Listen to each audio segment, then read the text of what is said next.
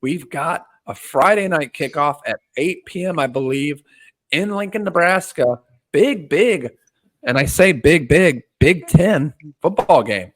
Number 24, Illinois, goes on the road to take on the number 23 Nebraska Cornhuskers.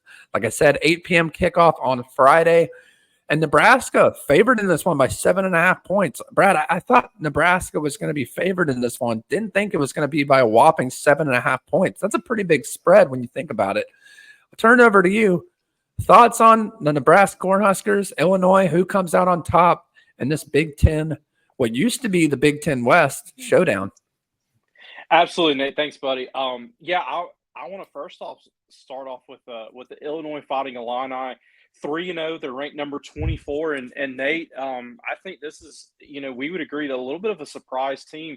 They've taken care of their business so far in 3 games, and when you looked, coming in the season up to this point, you thought, okay, Illinois got a really good chance to beat 2 of those to win 2 of those games with Eastern Illinois and then last week at Central Michigan. But in week 2, they surprised Kansas, and look, it does look like Kansas is not what they were a year ago. But a really, really good start for head coach Brent Bielema there in Illinois. He's doing a really, really fantastic job. This is a guy that Nate, I've always been impressed with. He had some tough years at Arkansas in the SEC, but he's a good coach and is doing really, really well. And I'm impressed. Want to real quick hit on a couple of guys. They're led by quarterback Luke Altmaier. He's a transfer, of course, from Mississippi State. 6 touchdowns, no picks on the year. So Nate, a guy that takes care of the ball, 69% completion percentage. So he's making the right decisions.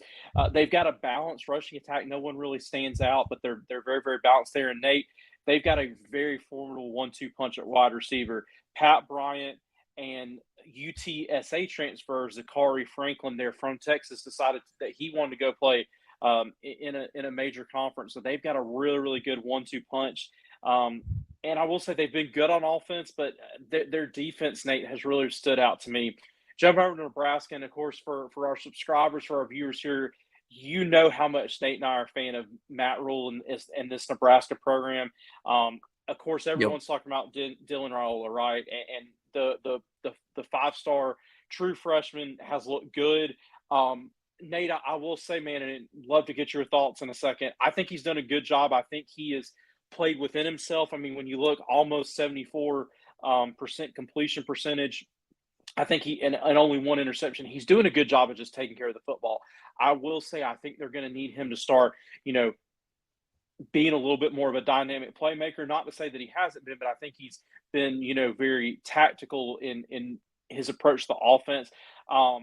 So, they've done a good job with him. I think they're going to continue to open up the playbook.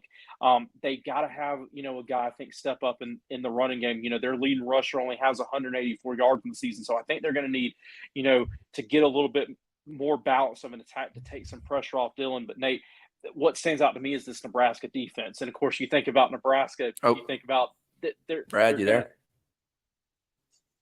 Are we good?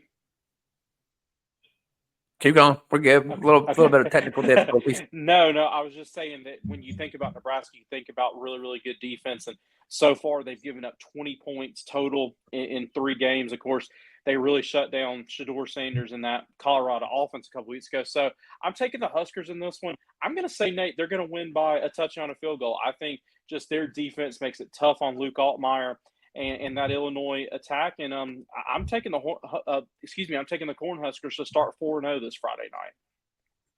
Wow, Brad. Yeah, you mentioned both Illinois and Nebraska, both coming into this game. This is their biggest test yet. We saw Illinois pick up a key win against Kansas earlier in the year. And this will be Nebraska's, in my opinion, this will be Nebraska's first big test at home. Thankfully, they get them at home. Top 25 matchup, bright lights, Friday night. You have to think, if this was a Saturday night game, Brad, college game day would probably be in Lincoln, Nebraska. Now, granted, if all things go well, they might be, I believe, 6-0 going into Ohio State, if I'm not mistaken, Brad. I can't remember what week they play them, but this is a big, big test for the Cornhuskers. Talk about Matt Rule. How is he going to get his players up for this one? Early kickoff in the sense of early in the week. you mentioned Luke Altmaier, transfer from, I believe, I didn't want to correct you during your statement, but I believe he's transferred from Ole Miss, not Ole Mississippi Miss, you're State. right. No, Ole Miss. Yep, you're right. But nonetheless, he's put up some pretty good numbers this year. He's got 647 yards, 6 touchdowns, 0 picks. And on the other side, for the Cornhuskers, Dylan Raiola, 670 yards, 5 touchdowns, and 1 interception. Sorry, I had to look at my notes real quick. But what's shocking to me is Nebraska's got a 69.7% chance to win, which is a huge advantage for the Cornhuskers. Speaking of Dylan Raiola, though, this is going to be, and I keep saying, biggest test for Nebraska. But why is it the biggest? Well, this is the best defensive line that Nebraska has faced. Illinois has some dogs up front. And granted, I don't think anyone would say that they're a national championship team, but compared to Colorado, compared to Northern Iowa, and compared to, I'm drawing a blank of who, UTEP, that offensive line is going to be tested. How will Dylan Raiola react in the face in the line of pressure? Because there's going to be some plays where he gets hit. There's going to be some plays where he gets knocked down. How is he going to react to those? In the end, I think the balanced rushing attack with Dylan Raiola's feet, his ability to move around the pocket, to throw sidearm, to get those weird angles, that Patrick Mahomes-like technique, I think he's going to be able to get it done. I think Nebraska comes out with this one, but I'm going to say that Illinois covers the spread. I think that they've got an explosive offense. I think that they've got a really good defense compared to the defenses that Nebraska has played. But in the end, give me Nebraska, but Illinois covers the spread. Let us know down in the comments who you think will win this Big Ten matchup on Friday night in Lincoln, Nebraska.